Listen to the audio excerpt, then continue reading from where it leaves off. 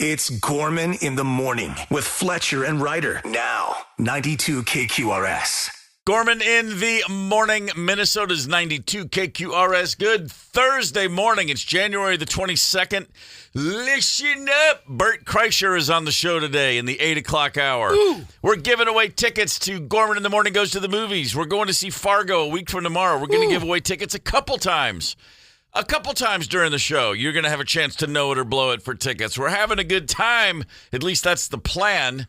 And, of course, I'm alongside Paul Fletcher. Let's go Thursday. Ryder. And they're like, yeah, that's a brain. That's what they say when they see me. That's exactly right. Here comes the brains of the operation. That's why you're hearing that Ramones song as she pulls into the parking lot. Let's get to it. I'm feeling Minnesota, Paul. How about some headlines? All right, we've got a new viral weather panic. Exploding trees. There's a viral meteorologist named Max Velocity who claims it's going to get so cold trees could explode.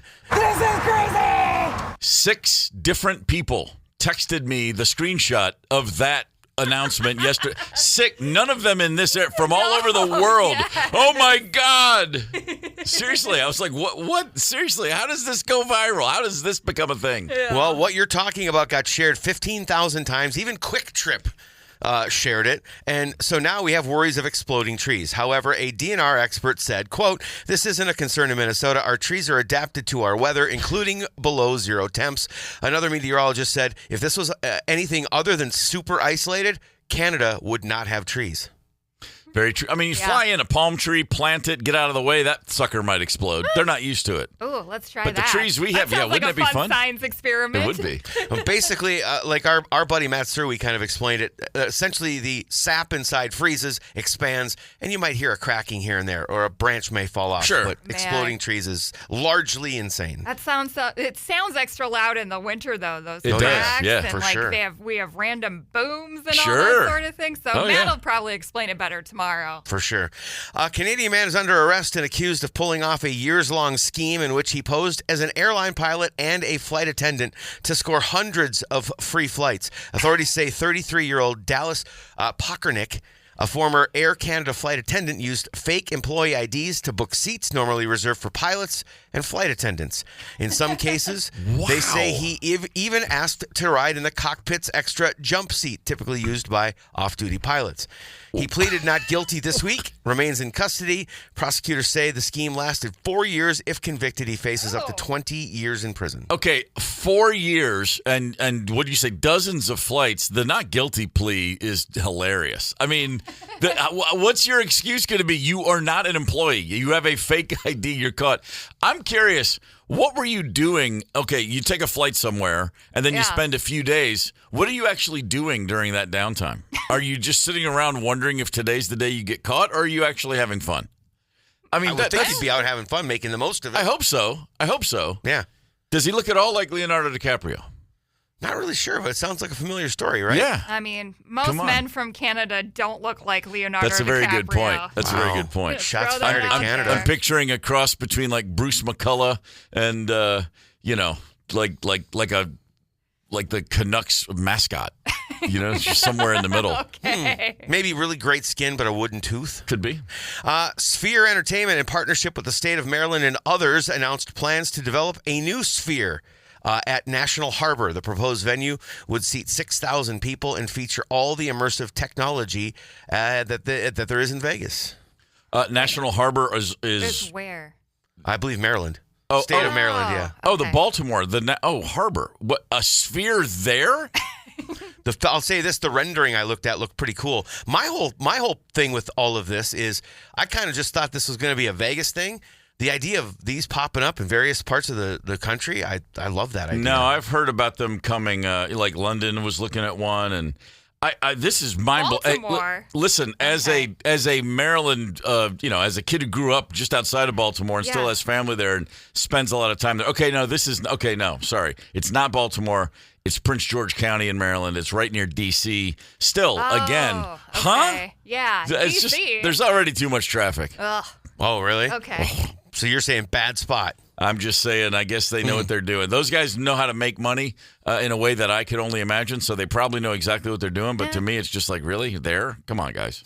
A New Hampshire man named Alec Arenello, who's a student at Coastal Carolina University in South Carolina, is accused of breaking into homes, robbing them, and pouring food all over the place. Here's a student who was burglarized. I hear the door go boom, and I'm like, what's that? Because I thought it was my buddy JP coming home from the bar. Sure. Nope, it was the milkman. It was the milk bandit. The milk I bandit. didn't think anything of it. Went to the bathroom, went back to bed, woke up the next morning, milk everywhere, on the floors, everywhere. Boom! Man, 1 minute you're thinking it's drunk JT coming home from the bar. Next thing you know, someone's spilling milk all over your floors. Boom! Yeah, boom. That's wild. Milkman, the milk bandit. Breaking Milk, in the just to make a mess of milkman. the pantry, basically. Interesting. Apparently, he also used maple syrup and queso. Just pouring stuff out. Apparently, Oh, all just- over the Is, place. liquids. is this a blackout drunk exercise, or is this just a no one will expect this exercise? Or both? I don't know. Must be. I think both. Man, that's pretty good. I mean, by good, I mean that's pretty weird. Right. It's bizarre. Wallet Hub's comprehensive analysis ranks Massachusetts first among states for raising families in 2026. Massachusetts? The great state. Have they ever been there? Sorry. They're number one. Just now. taking a swipe. They're like they're Indiana is what they are. Uh-huh. The great state of Minnesota came in at number 2. The study evaluated all 50 states using 50 metrics across 5 categories: family fun, health and safety, education and child care, affordability, and socioeconomics. By the way, North Dakota number 3, Wisconsin number 4. So that's a Midwest sweep, pretty Wow, much. fair enough. Wait, North Dakota. Yeah, Okay. yeah. I know. It's I'm hard to gonna believe. Question a whole lot of Well, the metrics on this. Hold one. on. You- The main metric there is, are you raising kids who will not be at all afraid to leave at 18? That's the metric. I was going to say, how dare we question Wallet Hub? The worst, by the way, Nevada, Mississippi. The 2 worst. I was yeah. like, Anything Nevada, Mississippi sounds like a weird combination. It sounds like a town in Mississippi as much as Mississippi, Nevada sounds like a town in Nevada. They go hand in hand. The American Red Cross is declaring a severe emergency blood shortage. The supply has dropped by 35% in the last month alone. When supplies are low, obviously that hampers their ability to help out, very serious stuff like chemotherapy, sickle cell disease. The organization calling on people to donate, as it says the demand from hospitals has outpaced the available blood supply, blaming it on inclement winter weather, canceling blood drives, and severe flu season as reasons they're down. RedCrossBlood.org is the spot to go for all info if you're well, interested. done and done. I donated on the 5th. Nice. So, Nice yeah, job. So I am Good in. job. Been a minute Boom. for me, but I got to get back on the horse. My oldest brother, Bob Gorman, Yeah. a man who lives in upstate New York. I just texted him. I haven't heard back. He is gallons into his lifelong. He's been Oh, good keeping for account, him. and he Yeah. always lets us. I mean, that guy donates blood all the time, and it's so much blood he's given. Yeah. It's That's just awesome. a thing now. It's like a quest. Yeah, I was going pretty regularly. You can go every 56 days, and Yeah. they're sure to let you know when you're They due. are. Yes. Yeah. So, yeah, but I've been slacking a bit, too. So He had and this goes back to like the 70s. He had some experience as a journalist where he blah, blah, blah, and realized how much blood is always needed. And he just Yeah. said, Oh, well, dude. that's one thing I can always do. Yeah. And man, he does not miss an opportunity to lay out some blood. Yeah, and I know Memorial Blood Centers does a lot of these at like breweries or at like sociable cider and stuff like that. So Yeah. those are always my favorite stops. You get The a be- free pint. I was going to say the best beer you ever had is right after you give some blood. Yeah. Whoa, is that 20%? Uh-huh. Yeah. Metallica is close to finalizing a deal for a residency at the Sphere in Vegas. We've kind of been, we speculated on this for Inevitable. months, right? Yeah. A source has said Metallica having a residency at the Sphere is all anyone is talking about on the Strip. The band has met with the bosses and tech team at the Sphere to plan out a show, with the source also mentioning that the contracts are almost finalized. If this is all they're talking about on the Strip, Vegas has really lost its way. Let's just, I love Metallica as much as the next guy, but come on. It doesn't sound like it was a source from Metallica or anything. Yeah. Fans of Flaming Hot Dill Pickle Crunchy Cheetos can rejoice. The company... Flaming hot dill pickle crunchy Cheetos. Correct. Wow. Okay. Yeah. Getting that and putting that image in my mind and on my taste buds. Yeah. Ugh. The company has decided to make the flavor a permanent part of their line. The reason for the announcement is because of how viral the Cheetos flavor has become online. Snack first appeared as a limited time release in 25 and quickly became the most popular Flaming Hot offering. So now it's there forever. Man. Wait, there are more flaming hot Cheetos besides just the Flaming flaming hot Hot. Cheetos? Yeah, there's Flaming Hot dill pickle. Oh, Go figure. For me, I'm just like, just throw that fake cheese dust on a regular Cheeto and let's call it a day. Man, my son went through a flaming hot Cheetos phase from like age 9 to 14. Interesting. Quite literally an addict. okay. Just couldn't stop eating them. I mean, people that love them. Have you guys had the Flaming Hot ones? Yeah, I had of course. the standard flaming hot I had a ones. kid in my Yeah. house who was addicted. I had to try it. Fair enough. Yeah. That was a dumb question. Do you like them, Ryder? Yeah, they're fine. I mean, Yes, I that's think I'd prefer regular if I have a choice, but Yeah. there we go. I'm same. I mean, they're hot and that's fine, but I don't think the flavor's Just great. just make sure you're exhaling as you're moving towards your mouth with those things. The Flamin' Hot Cheetos and Vernors. Don't inhale. That's Right. the tip. Yeah. Yeah. You get that thing in there wrong. Good news out of the Vikings world. Assuming that Brian Flores is not hired by either Pittsburgh or Baltimore, he will be staying as our defensive coordinator. He signed a new contract yesterday, ending the prolonged negotiations. That says as long as he's not hired. I mean, and if Pittsburgh or Baltimore calls back and says, you know what, we're hiring him, the Vikings will let him go. But this is like, in case that doesn't happen, he's here.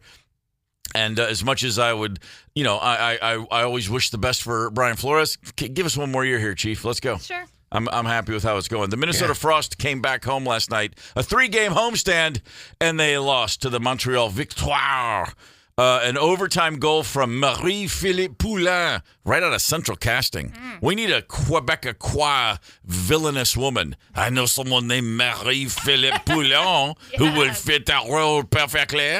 And she came in and scored, and now we've lost the game. Come on, Frost. I know. It was disappointing, to say the least. It's not how I wanted to. I have to stay there a little bit later because we go to OT. Not how I wanted the night to end. That's how it goes. But what was the vibe in the building last night? How was it? It's like it's not hyperbole.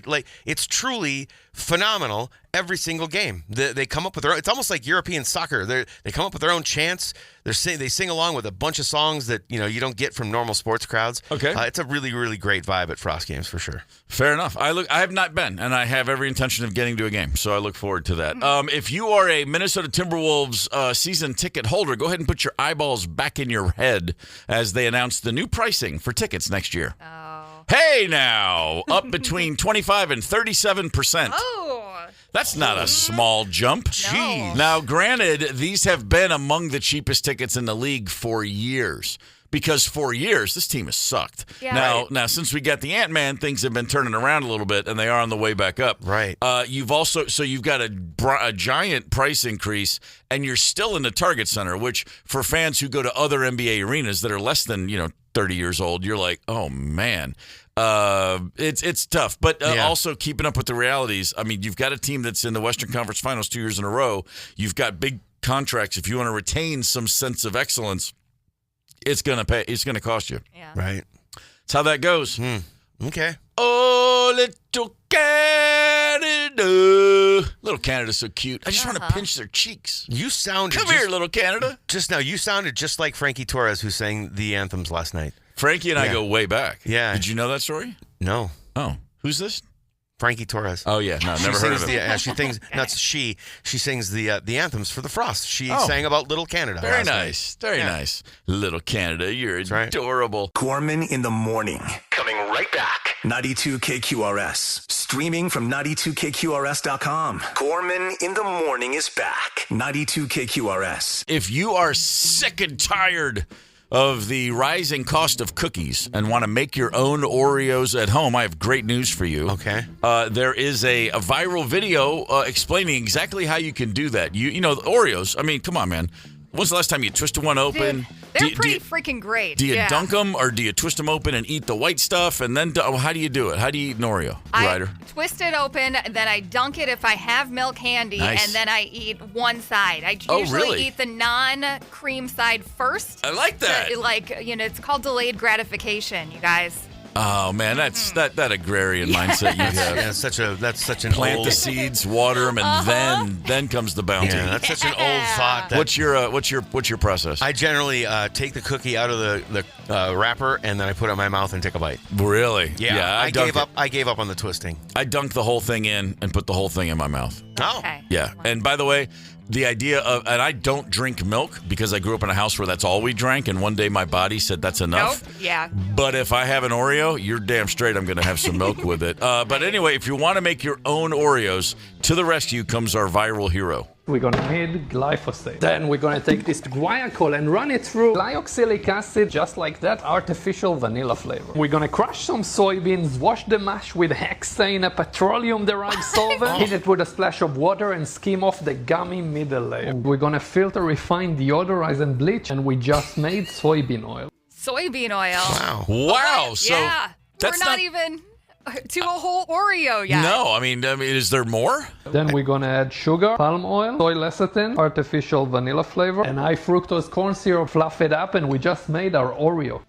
Okay. We still have no cookies. Now, to make our cookie, cocoa beans in the oven, remove the husk, a touch of potassium carbonate, and blend. Then we're gonna add sugar, palm oil, baking soda, artificial vanilla flavor, flour, synthetic vitamins, splash of water, and give it all a good mix. Flatten shape into cookies and in the oven at 375 for 20 minutes. Put it all together and that's Oreos. Wow. I think it's cool that we got a tutorial from Gru from Despicable Me this morning. That's great. He sounded just like Gru. Yeah. Well, I'm thinking that I'm gonna keep it simple myself. I'll just continue to make like Duncan Hines brownies and add THC oil. That's because monosodium glyphosate and hydrogenated blah blah blah blah blah blah. I don't know what was all that was all about. All that reminded me of is just don't buy Oreos anymore, because my God. Man, make no mistake about that. We've all had bumps and bruises along the way, figuratively speaking, when we're traveling. Flights are canceled, flights are delayed. You land somewhere and then you sit and wait for the gate to open. When I was out playing gigs in December with Golden Smog, we flew from New York to Chicago and we landed at O'Hare. And I kid you not, and I verified this, because when we landed, I texted to my wife, land, as I normally do. Yes. Therefore, it's like, whatever you need to let me know now. I'm back in touch, because I never allow texting on planes. I turn it off. No, I don't care. I understand. Anyway, the point is your this. Sanctuary. The point is this. We touched down, and the plane pulled up to the gate 48 minutes later. What? You sat on for 48 minutes? You just sat most there? of that. No, the plane was moving for most of that. O'Hare is so large, and we landed so far away. Okay. And then we kept going and kept going and kept going and kept going and kept going and kept going. I'm not exact. I time-stamped it. Everyone in the band talked about it. 48 minutes before the plane came to its final stop, and then it's another at least 10 before we're off the plane. Yeah. Right. Okay. So with that in mind. There's so many things that, you're like, what, the gate wasn't available? No, we just landed a county over, apparently. Right. Anyway, we've all got stories like that. That's my most recent. You got to be kidding me. Right. And I've traveled a lot. Back when I was younger, anyway. The 90s was nonstop. I've never heard of this happening. This freaks me out. Okay. A Delta flight from LaGuardia, New York City. Yeah. It's taken, it leaves the gate. It's going to go to Jacksonville, Florida. Okay. And as what happens regularly this time of year, they take it over to the side to do that little thing called the de-icing. Oh, Right. I love the de-icing squirt gun. Yes. You pull it off to the side of the runway, and the two little trucks come up on either side, and they that guy has that squirt it job all that over. every kid in America wants, I would hope. You're like, I want to ride that thing in de-ice planes. Yeah. One of the passengers sitting in his seat as it's de-icing, as the liquid is falling over the fuselage. Yeah. Yeah. He goes, hey, what? Looks up. It's leaking through his window onto him. His pants are soaked with de-icing juice. What the hell? De-icing liquid, de-icing formula, whatever they call that. It came right through the exterior of the aircraft and soaked a passenger in his seat. That can't be good. No. Can't be good. No. They must have had, did they have ground the plane? Oh, yeah. No, I was going to say. Let me tell you something. Apparently, calmly, hit the button. Hey, hello. Excuse me. Got a little de-icing juice on my Dockers. Right? I mean, and they brought of course, they're like, oh, my God, they bring the plane back to the gate. They have to let everyone go. It's hours because they're not going to fly that plane now. God. There's a leak in the damn thing. Yeah. I was gonna say, his pants are the least of their concerns. And the airline did have to get him some new pants, apparently. Here's the pilot talking to the control tower about how this whole thing went down. All right. We're going back to the ramp, still coordinating for a gate at this time, but we need to go back to a gate. We're coordinating with operations to figure out exactly where they want to put it. And what was the reason? We had a bunch of de-icing fluid leak inside of the aircraft and took a passenger. Are they coordinating any kind of, they need any medical services or anything, or they just need to get right off? Yeah, I think maybe a new pair of pants for him or something, but no, I think that's the issues. We're just worried about we're not used to coming into the fuselage like that, so we want to have maintenance take a look at it, make sure we don't have a leak. It's our bigger concern. I got you. Oh, man. The good news to me, my primary concern would be that the de-icing juice would come through and melt my legs. Okay. I just apparently figure that everything's doesn't like, happen. it's like, it's kind of like the stuff you put in your car, I guess. It's just like, your windshield wiper fluid, It's basically. probably that, yeah. Not non-toxic to humans, apparently. Good to know. The control tower person didn't even know that because he's like, do we need to get medical attention Yeah, I know. here? So. Go figure. Yeah. What's the weirdest reason your flight was ever delayed or rerouted or anything at all? 651-989-ROCK is the Luther Westside Volkswagen talk and text line. Ryder? Just talking to Brian on the phone, he said he got delayed because his flight crew was stuck in an elevator. Oh, come on. That's awesome. Backed him up like 45 minutes. Holy cow. Yeah. Fair enough. That's No fun. insane. I take the stairs. That reminded me of another one, but the one I was going to tell you, I got turned around. I had a flight that took off and then had to turn back and go to the airport of origin.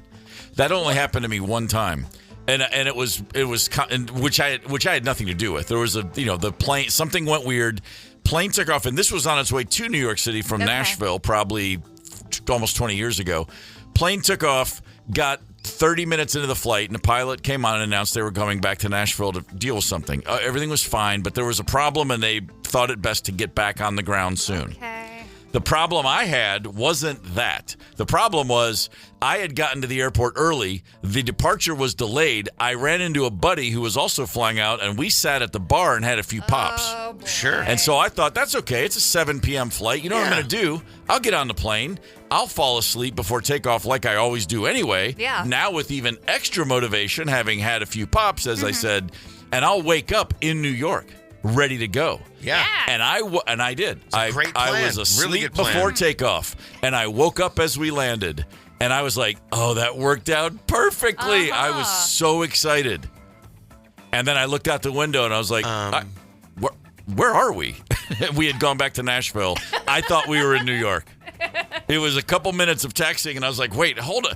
What? And I looked around, and the person sitting next to me is like, yeah, we turned around. You were asleep. I'm like, we turned what? And he explained what had happened. Oh. Yeah. He goes, yeah, we've only been gone like 40 minutes. I was like, What did happen? Why'd you turn around? It was something with the plane. There was something wrong with the plane. They just, had to All get right. it back. Man. And then we pulled up to the gate, got off the plane, and then reboarded the same plane an hour later and flew to New York. All right. Did you down any barley pops in the meantime? Oh, there? absolutely. I was like, well, I got to get back on the horse. Then did your sleep work out? Devastating. Well, I don't even Second remember time that. around? Okay. I'm sure it did. I mean, I'm a professional traveler after all. That's true. That was brutal. Absolutely brutal. That is. The excitement of like, oh man, this worked out great. I took a nap and now I'll be ready for a night in the Big Apple. Yes. Or back at the same bar I was before. Sure. Only this time without my buddy. Aw, that's a bummer. That was a real bummer. 651-989-ROCK, the Luther Westside Volkswagen talk and text line. Let us know your ridiculous flight delay. I once boarded, this is from Laura the Cheesehead, I once boarded the same plane 3 times during a 10-hour delay that first started with an airline system crash. Then we got put back on the plane to go to de-icing, which caused another long delay. Then we had to go back to the gate to disembark and wait for a new flight crew because they were over their allowed hours. This is crazy! Yeah, there you go. All right. Moly. Nothing like running up against the designated, you can't be on the clock for more than 10 hours. Oh, that bit me one time, yeah. Oh, that's a rough one. Yeah. We want to give away some tickets to join us for Gorman in the Morning Goes to the Movies a week from Friday. We're going to see Fargo, baby. And right now, we're going to do that. Alex from Prescott, Wisconsin is on the horn. Alex, good morning, sir. Morning. Alex, we're going to read to you some lines of dialogue from a Coen Brothers film, and all you have to tell us when we're done is Fargo or not Fargo. Are you ready? Understood. Ready. All right, here we go.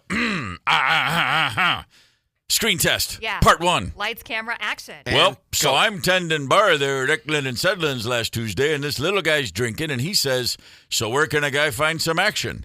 I'm going crazy down there at the lake. And I says, what kind of action? And he says, woman action. What do I look like? And I says, well, what do I look like? I don't arrange that kind of thing. And he says, I'm going crazy out there at the lake. And I says, well, this ain't that kind of place. Uh-huh.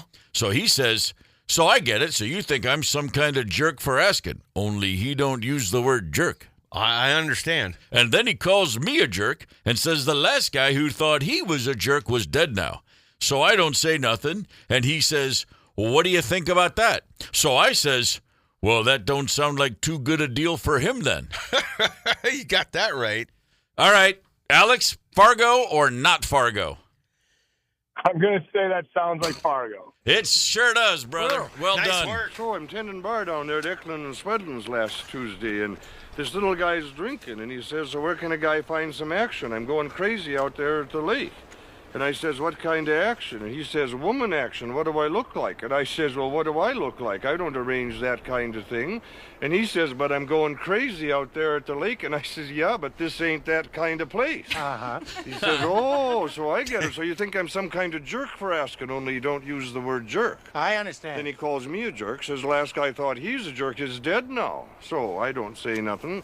He says, what do you think about that? And I says, well, that don't sound like too good a deal for him then. You got that right. Nice Incredible. work. Right on, Alex. We'll see you next Friday. Hell yeah. Very, very, very, very good. All right, guys, it's Thursday, and you know what that means. Oh, yeah, What we got to does it rank mean? things. It's time to say it's time that we rank things. Rank you very much. You got that right. Boy. Yeah. Rank you very much for a Thursday in 5 minutes and 2 songs. Gorman in the morning. Coming right back. 92 KQRS. 92 KQRS. Thank you very much. Thank you very much. Thank you very, very much. Thank you very much. Rank you very much. That's what we do on Thursdays around here. We're going to give you our top 3 somethings every Thursday on this show. In about an hour, we're going to talk with Bert Kreisher. Very, very funny gentleman. Hell yeah. He's good. And a very, very popular comedian these days. My man's career has exploded. And, of course, if you're thinking to yourself, wait, which guy is that? That's the dude who's usually on stage without a shirt on. Oh, the second he walks on stage, that shirt comes off and the crowd goes wild. He loves nothing more than to stand on stage with a microphone and no shirt. And so, therefore, in Bert's honor, rank you very much. Top 3 awkward places to be shirtless. Why not? Sure. Come on, let's see. Yeah, Top 3. I'm real nervous about this one. I can see it on your face. Yeah, I can imagine. Oh, this can end up in the ditch in real short order. Well, this topic is very different for Ryder than it is for you and me. Well, sure it is. So let's just dive in then. Ryder, you're up first. You're number 3 most awkward place to be shirtless. Okay, now I did this as places where people actually are shirtless. Sure. There's situations where people actually are shirtless. So Yes. I'm going to go with number 3. You're at Target Field. It's a warm summer day. The Yankees are in town. You've taken off your shirt because you're just so excited to be there. And then Aaron Judge hits a grand slam. And then everything gets real sad real quick. And you're sitting there, no shirt on. Yep. Maybe a T or a W painted on your chest. I don't know. But Or it's a real TC. It's real uncomfortable at that point. So that's my number 3. It's tough because then you can't help but watch. You're like, when's he going to put the shirt back on? When does he admit defeat? When does he by putting that shirt back on? You're waving a white flag. I know. It's like the opposite of the rally cap. You're just like, you're just like out for the day. Time to put my shirt back on and admit defeat. Yes. I'm just like Lee at Appomattox. I probably shouldn't have taken it off in the first place. Probably not. I don't know why I tried to secede with my home state of Virginia. All right, Fletcher, you're number 3. What do you got? All right, mine are a little all over the place. Some of them are places that you would sometimes be shirtless, and some of them are just. My number 3 is because it's so cold out. I thought while shoveling the driveway would be an awkward. That would do man, that's a flex. Plus, I don't know about that. As pale as I am, I'd be lobster red. I'd have 2 seriously, and I've got Bert's belly. Yeah. And then I'd have 2 giant marbles sticking out of my chest because they're just ice cold. And I imagine people driving by going, "What is wrong with that guy?" Dude, no, they're cheering for you. Yeah, you're the first. The shirtless guy. The first couple minutes of that, you're a hero. Yes. That's what I mean. But not for long. Yeah, and then after that, it's just like, sure, God, throw some butter on that guy and put him on the grill. He might be tasty. Wow. I like the self-lobster call. That's pretty strong. That's exactly what I would look like. My number 3, again, and I'm thinking about just in life, where have I seen people shirtless and go, dude, come on. Yeah. The gym. Oh, when you're 100%. working out at the gym. Yeah. I've seen dudes working out on occasion, and I think, like, a tiny tank was too much. Right. Like, we don't require much clothing in the gymnasium. No. You want to show off those pecs, that's great, and I'm happy for you that you look so great, but when you leave that weight bench, I'm just going to want to take a flamethrower to it before I use it. You know what I mean? It's like 100%. Dude, all you need is the smallest shirt available, and it's okay. But the guys pumping iron shirtless, I'm like, that is so unnecessary. Nowhere else on planet Earth does no shirt, no shoes, no service should it apply. Yeah. It should apply more to the gym than anywhere else on the planet. It's really important. That much sweat, that much this, blah, blah, blah. Stop it. Put a shirt on. Mm-hmm. Yeah. I mean, and the shoestring tanks aren't doing it for me either. No, I'm not a fan, but I'm just saying, at least it's something. Put a whole shirt on. Yeah, I'm with you. There's got to be a whole shirt somewhere in the closet. All right, by the way, you can share your top 3s with us on the Luther Westside Volkswagen Talk and Text line, 651-989-ROCK. It's time for number 2's. Ryder, what's your number 2? I've been wanting to say that for years.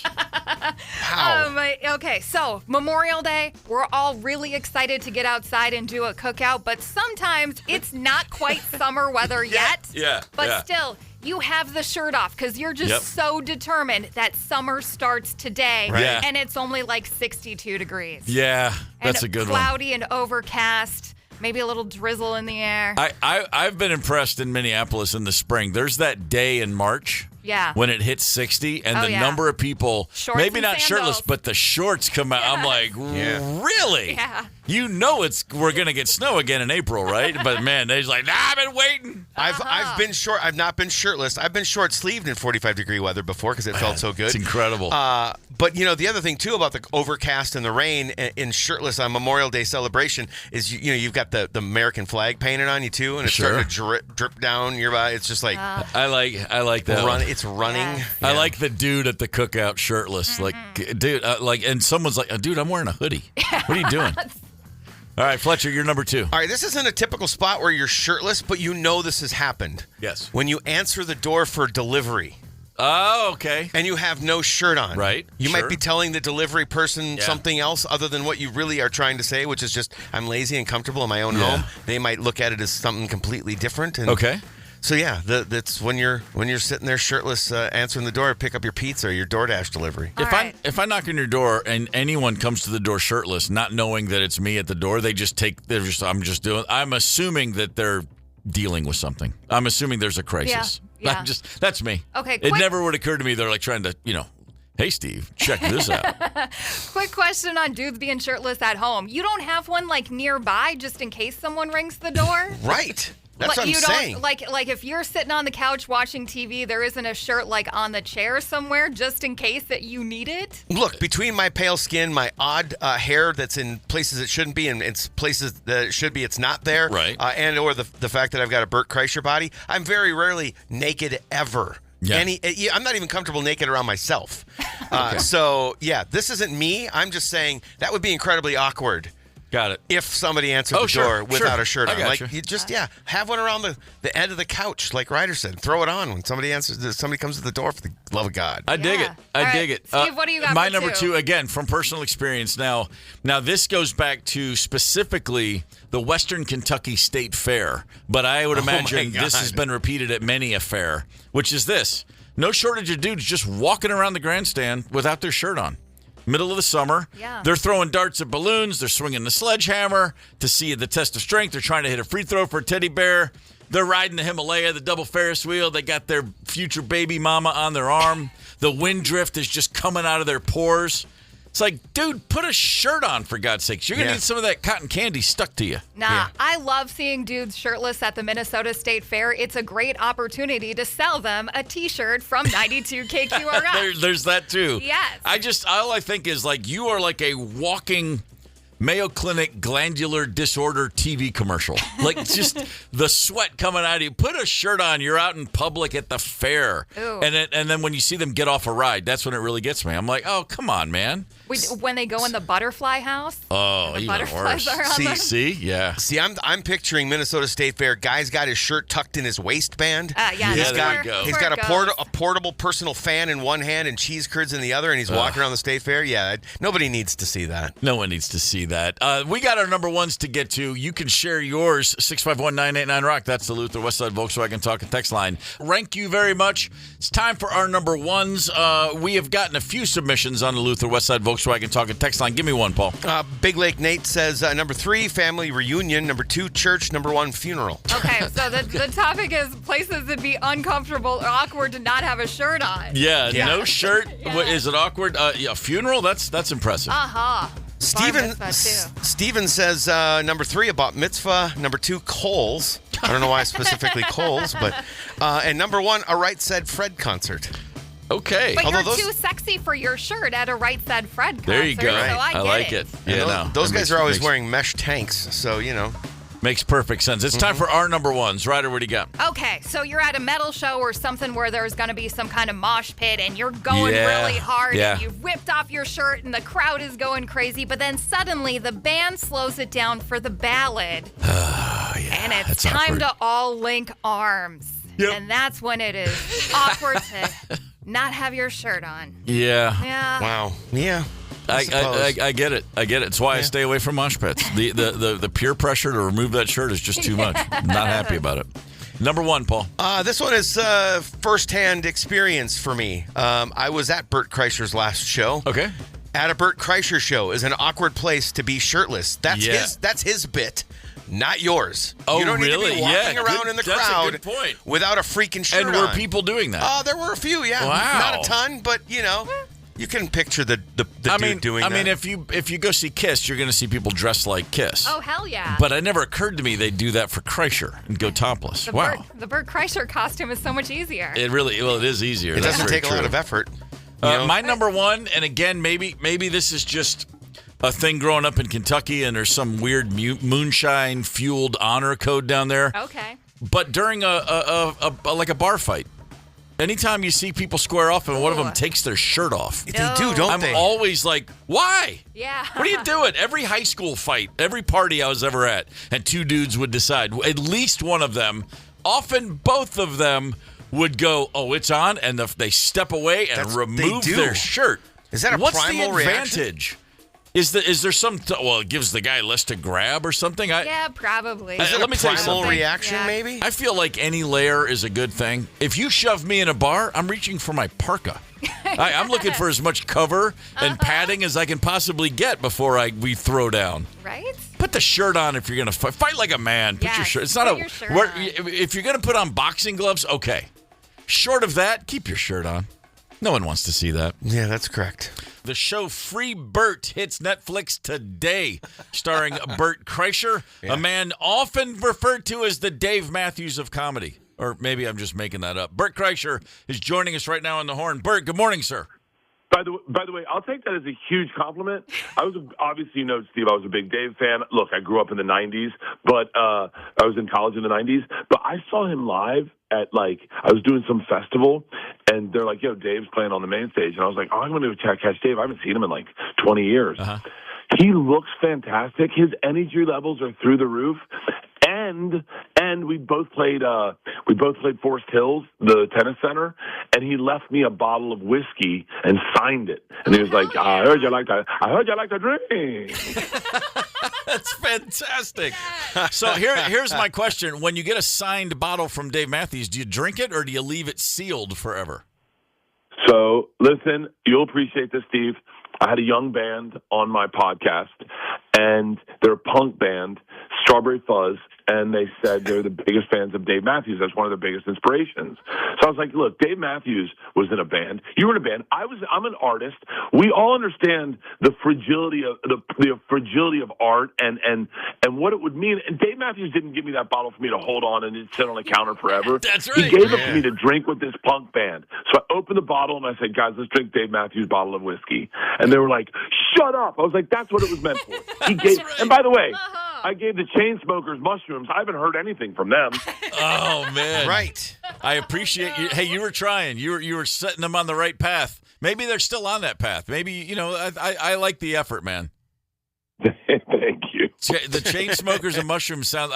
Now I'm interested in hearing the next record. I'll be honest with you. Kreisher mushrooms, nonetheless. Bert Kreisher, Low grade. Bert Kreischer, TV star, man. How about that? We talked about this last year when this thing was in the hopper, and now it's done. It's on Netflix today.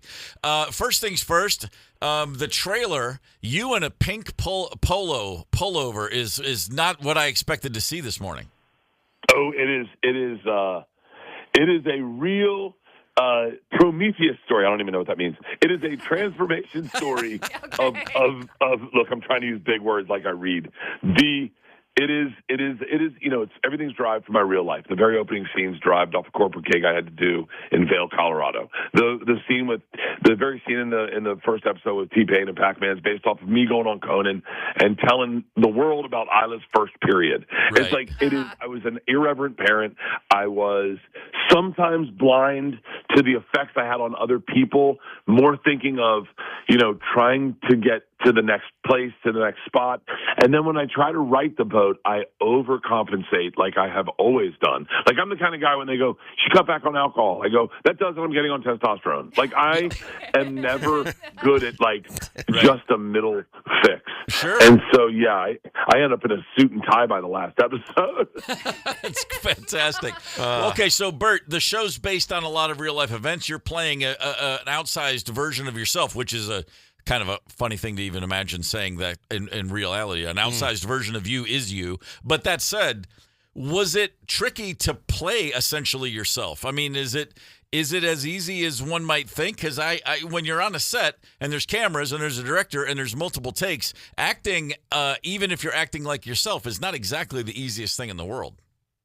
Well, I'll tell you what, obviously the talking parts, I'm really good, but I'm not a good listener. Anyone that's watched my podcast knows I do not listen. I interrupt. I want to tell you my story.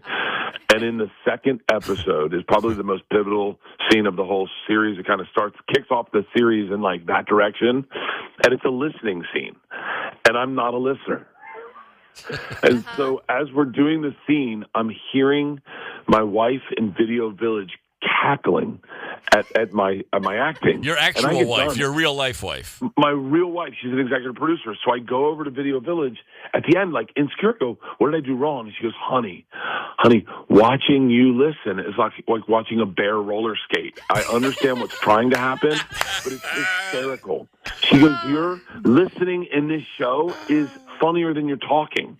And I was like, really? She goes, yeah, because you're acting like it's just hysterical watching you listen. And I was like, really? So that was my hardest part. There's a lot of listening in this. And interestingly enough, those are the funniest scenes. Wow. For your wife, what freedom to have recognized and acknowledged many, many years ago, oh, he's not listening. I can get away with murder. Oh, second date we went on a date with her best friends, Matt and Emma, and I went in and I was on, man. We went to an Indian restaurant and I was like, boom, guys, get to know Bert. I spent an hour and a half razzle-dazzling these people. We got done, got in the car, and I went, went great. And second date, she goes, yeah, how would you know? You didn't shut up. You didn't let anyone talk. Yeah. And I was like, well, yeah, but they're not interesting. She was like, you didn't know because you didn't let them talk. And then I was like, okay. Man, strong right there. Bert Kreischer's with us on Gorman in the morning. By the way, I should mention, Bert, you're hitting the road. You're going to be in Fargo March 14th at Shields Arena. A fine town, a good place to be in the month of March. Beats the hell out of January where it's we're going to be 40 below with the wind chill here tomorrow. So where are you calling from right now? New York, where it's like Arctic temperatures. I tried to walk in Central Park, and I fell asleep in a snowdrift, lost a foot. That's tough. That's tough. But you know what? A gamer. He's still on the horn at the right time. So you're a Florida guy, born and raised, went to college. How old were you the first time you moved out of the state of Florida? 25, 26. Wow. Yeah, I moved to New York. This is how old and childish I was. My buddy Tony Hernandez produced Freebird. He produces all my specials, right? We grew up in Tampa. We were living in New York. We moved to New York I was 26 years old. I'm doing stand-up comedy, and I get a phone call one day, and he's like, "Hey, I just quit my job, called in sick to work. It's snowing. We're getting drunk at the White Horse Tavern."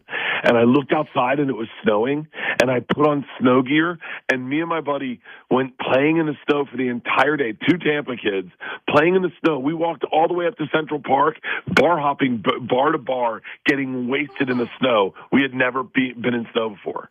That's fantastic. But any day that starts in the snow at the White Horse Tavern is a good day. I mean, I miss those days. I'm on blood thinners right now. I got blood clots from flying, so I can't drink for 6 months. So, like, I'm in New York, like, white-knuckling it. Yeah, no, I've always said when you go to New York, you got to bring your drinking hat because, by golly, that's a place that's built to drink. Painful. Yeah, New York doesn't, like, in some cities, like, you go to Colorado, and it's like, okay, closing down the bar is just as fun as waking up and going for a morning hike, right? You go to San Francisco, you go to Northern California, closing down a bar is just as fun as waking up and going surfing in the morning. Like, they're the same. Yeah. Man, you go to closing down a bar in New York, there's nothing like it. Waking up early, it just smells like urine. Yeah, right. That's exactly right. With good reason. Bert Kreisher, Free Bert, Netflix today. Bert's in Fargo on March 14th. You can go to bertbertbert.com for tickets. Brother, it is always a pleasure to talk with you. All the best. And he gone. He's gone just like that. You know what? Maybe he had to go take care of that foot. I like a man who hears the wrap up and just hangs up the phone. That's a seasoned pro right there. I do too. Yeah, it makes all of our jobs that much easier. Free Bird on Netflix today. I'll be checking that out. Oh, hell it just smells like urine. Especially because there's no reason to leave your house for at least the next 3 days. Great dude. Yeah, no kidding. Gorman in the morning. Coming right back. 92 KQRS. Streaming from 92KQRS.com. Gorman in the morning is back. 92 KQRS. Gorman in the morning. Minnesota's 92 KQRS. Let's give away some tickets. We're going out to the movies next Friday night. Mm-hmm. Willow Creek Imagine. We're going to watch Fargo. We want you to join us. Right now, Dave from Prior Lake is on the horn. Going to play a little something called Know It or Blow It. Dave, good morning. Good morning. We're going to read, we're going to act out a little scene from a Coen Brothers film, and all you have to do when it's done, Dave, is say Fargo or not Fargo. Are you ready? Remember to be on standby, because if Dave blows this, you can steal his tickets by texting STEAL to 651-989-ROCK. That's the Luther Westside Volkswagen Talk and Text line. That's right. Yes. Thus the Know It or Blow It. Yes. All right, Dave, you ready? Okay. Yep. Here we go. Here we go. Do you know what date is on this coin? No. 1958. It's been traveling 22 years to get here, and now it's here. And it's either heads or tails, and you have to say, call it. Look, I got to know what I stand to win. Everything. All right, Dave, Fargo or not Fargo? Not Fargo. Attaboy! You know what date is on this coin? No. 1958. It's been traveling 22 years to get here. And now it's here. And it's either heads or tails. And you have to say, call it. Well, look, I need to know what I stand to win. Everything. Man. Dave, for a bonus point, do you know which Coen Brothers movie that is? Fargo. No, you said not Fargo. Fargo. You just said not Fargo. Oh, well. No, you still won. You got the right answer. It's All right, hang on, Dave. It's No Country for Old Men, Yes. which is not to be confused with Fargo. You really got your good Javier Bardem in at the end, Steve. I felt it. I was trying. I was just going to say... I didn't want to overkill it at first. I was going to say your performance and Javier, indistinguishable. For the record, that particular scene in the theater when that movie was out in theaters, as chilling as anything I've ever seen in my life. That was when I was like, okay. Oh, man. Yeah, really, really incredible. And just hearing it now, it's like, gosh, still such an incredible film. All right. It freezes you in your tracks. The last word. It is the 28th anniversary, January 22nd, 1998, when at the Aldrich Arena, the PA announcer stepped up and blasted an old classic, Steppenwolf's Born to Be Wild, because that's the day they announced the new hockey team will be known as the Wild. 28 years ago today. Anybody know any of the other 5 finalists? It was the Wild and what else? Freeze? Yes. Polar bears? No, sir. No. Grizzly bears? No, sir. No, ma'am. Something. The White Bears. Northern Lights? It was the White Bears. The White Bears, yep. Of course. The Northern Lights. That's one. 3 more. Oh, my God. The Voyagers, the Blue Ox, which would have been awesome. Oh, man. Missed opportunity and there. the Freeze. I said the Freeze. Oh, did you? That was the first one I said. All right, well, fair enough. Man. Jeez. Yeah, Blue anyway. Ox? No, that would have looked like a minor league team, I think. Born to be the Blue Ox. Doesn't sound quite right. That would have been cool. Yeah, that was an amazing. That was an amazing time. I remember going to the celebration in Rice Park. Pretty great. Tomorrow on the show, our buddy Matt Serwig, KSTP meteorologist, is going to be with us to discuss, exploding trees and Alberta clippers and all kinds of nonsense with this weather. Clipper wave trains, yeah. We're going to be giving away more tickets for our Fargo screening. What's coming up right now, Fletcher? In Excess, Bob Dylan, STP, commercial free just after 11:45. Just straight to the point. There you go. Bing, bang, boom. Keep it right here on Minnesota's 92. KQRS. Gorman in the morning is also Gorman on the go. Get the 92 KQRS app and stream live or catch the Gorman in the morning podcast anytime. 92 KQRS.